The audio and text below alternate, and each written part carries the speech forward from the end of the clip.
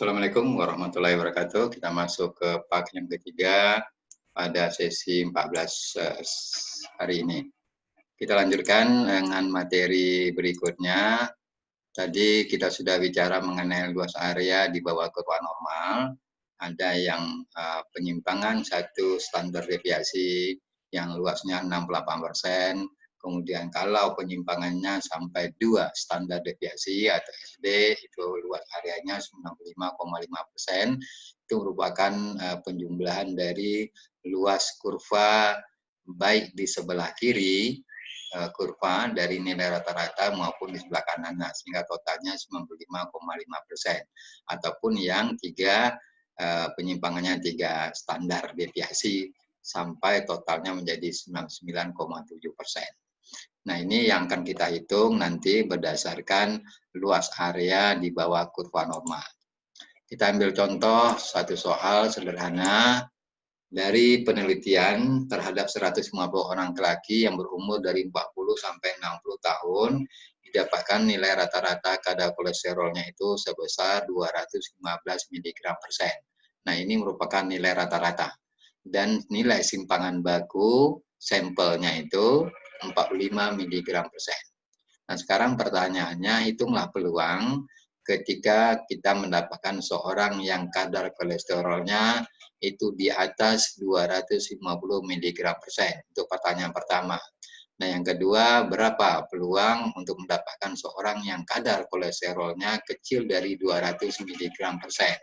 Dan pertanyaan yang ketiga, berapa peluang untuk mendapatkan seorang yang kadar kolesterolnya antara 200 sampai 275 mg/sen.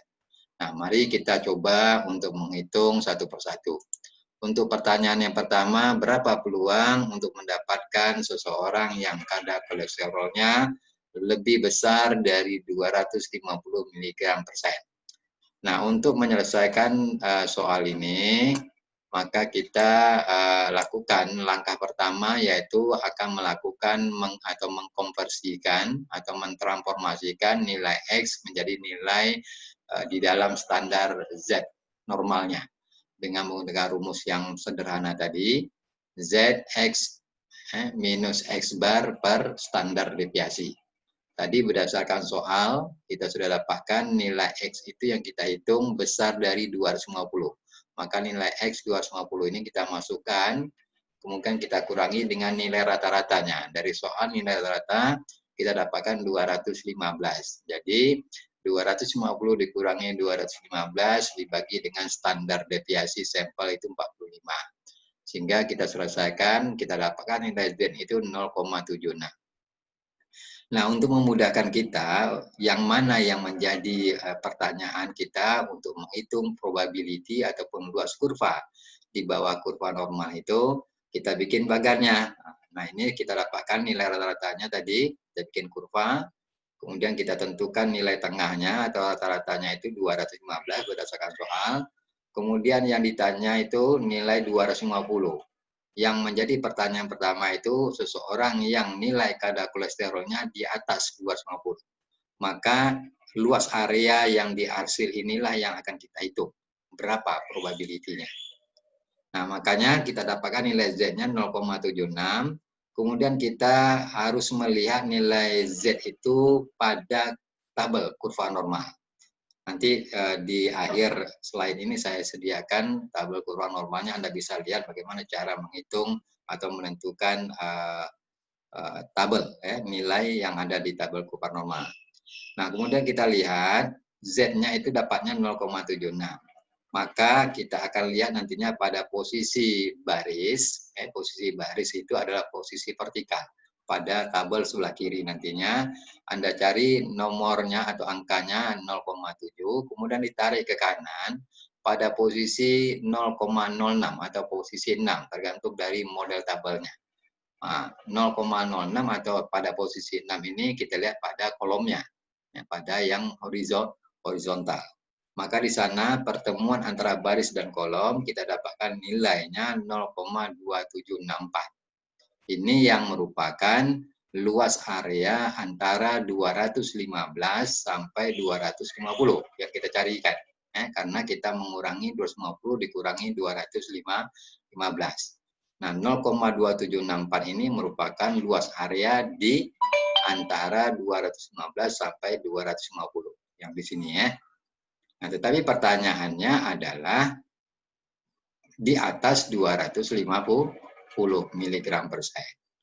Maka, nah ini caranya, cara menghitung mencari nilai kurva normal. Tadi di Z pertama di baris ada cari 0,7, dia kanan 0,76 dan 0,7, satu angka di belakang koma ditarik pada posisi 6, 0,06. Jadi 0,06 ditemukan dengan 0,7. 0,2764 ya. Maka kita dapatkan areanya sebesar 0,2764. Oke, kemudian pertanyaannya tadi adalah probability seseorang yang kadar kolesterolnya di atas 250 mg per set. Jadi yang perlu kita ingat, luas area di atas 250 mg per set itu, kita lihat ambil 0,5. 0, ini artinya luas area di sebelah kanannya, di sebelah kanan ini. Jadi luas dari sebelah kanan dari nilai rata-rata ini kan 0,5 karena seluruhnya kita anggap biasa 1 atau 100%. Jadi 0,5 dikurangi dengan luas area yang kita dapatkan antara 125 sampai 250 itu 0,2764. Maka kita kurangi 0,5 dikurangi 0,2764 kita dapatkan 0,2236. Nah, inilah luas area di atas 200 mg per set. Nah, dengan demikian maka kita dapatkan seseorang yang kadar kolesterolnya di atas 250 gram per set itu sebesar 0,2236 atau kita presentasikan sebesar 22,36%. Nah, inilah yang kita duga nantinya berdasarkan distribusi normal. Nah, yang kedua, menghitung berapa peluang mendapatkan seseorang yang kadar kolesterolnya kecil dari 200 mg per set.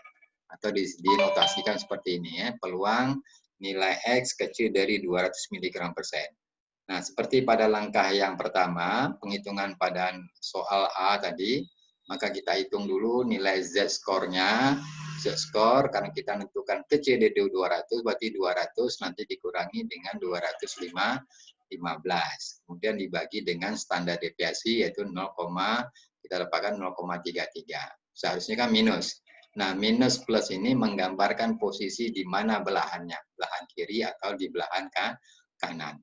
Nah, langkah kedua, maka kita lihat menggunakan tabel kurva normal atau tabel Z itu, kita ambil posisi barisnya 0,3, kemudian kolomnya pada posisi 0,03 atau posisi 3.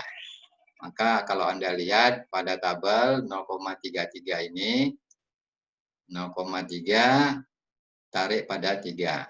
Jadi 0,1293. 0,1293. Ya. Jadi kita dapatkan luas area antara 200 sampai 215 itu seluas 0,1293. Nah, kemudian yang ditanyakan itu adalah probability yang kecil dari 200 mg per set. Maka kita gunakan lagi tadi kurva ini supaya kita tidak salah di dalam menentukan yang mana yang akan kita hitung. Berarti ini dari 200 sampai 250 kita dapatkan tadi sebesar 0,1293. Yang ditanya adalah kecil dari 200. Maka dengan demikian kita ambil luas area sebelah kiri ini 0,5 dikurangi dengan 0,1293. Maka kita dapatkan luas area kecil dari 200 mg per set itu probability-nya sebesar 0,3707 atau kalau dipresentasikan sebesar 37,707%. Nah, itulah luas area yang ada di kecil dari 200 mg per set. Nah, yang ketiga, kita menghitung berapa peluang seseorang dengan kadar kolesterolnya di antara 200 sampai 275. Nah, kalau kita bikin kurvanya, ya, ini nilai tengahnya 215 rata-ratanya, kemudian di sebelah kiri ini ada nilai 200, kemudian yang maksimal itu ada 275. Nah, yang ditanyakan itu adalah luas area di bawah kurva antara 200 sampai 275. Antara 200 sampai 275. Jadi yang di hasil inilah yang akan kita cari berapa luas areanya. Nah, yang perlu kita pahami karena pertanyaan ini berkelanjutan dari pertanyaan A dan B, maka sebenarnya pada soal B sudah dapat kita tentukan area antara 200 sampai 215, yaitu sebesar 0,1293. Kemudian yang belum kita dapatkan itu nilai Z antara 215 sampai 275.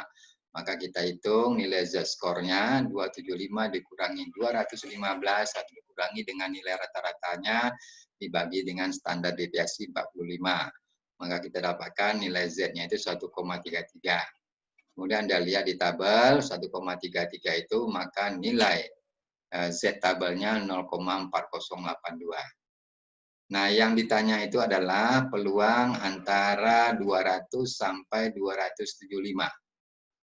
Kadar kolesterolnya. Makanya kita lakukan penjumlahan nilai atau luas area antara 200 sampai 215, kemudian ditambah 215 sampai 275. Nah, itulah luas area yang ada di antara 200 sampai 275. Makanya dijumlahkan saja 0,1293 ditambah 0,4082. Maka kita dapatkan luas areanya 0,5375. Maka dengan demikian dapatlah kita simpulkan peluang untuk mendapatkan seseorang yang kadar kolesterolnya di antara 200 mg per sen hingga 275 mg per sen itu sebesar 0,5375 atau dipersentasekan sebesar 53,75%. Nah, itulah cara yang harus kita lakukan ketika kita melakukan penghitungan peramalan, pendugaan luas area atau probability menggunakan distribusi normal. Nah, kemudian ini tugas tolong Anda kerjakan dalam minggu ini. Minggu depan kita akan lakukan praktikum. Ini pertanyaan pertama, ini pertanyaan yang kedua, 3 dan 4.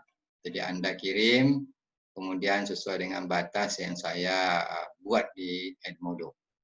Batas terakhir, deadline pengumpulan tugas, kemudian pada minggu depan kita akan lakukan pembahasan tugas ini supaya Anda betul-betul paham bagaimana cara melakukan penghitungan atau pendugaan peluang atau probability menggunakan tabel kurva normal dengan konsep probability menggunakan distribusi normal ataupun distribusi Z. Ada 4 soal, nah ini tabel kurva normal bisa Anda gunakan dari Z-nya 0,0 sampai 3,9. Saya kira cukup untuk sesi ini. Mudah-mudahan bisa Anda pahami. Saya rasa demikian. Assalamualaikum warahmatullahi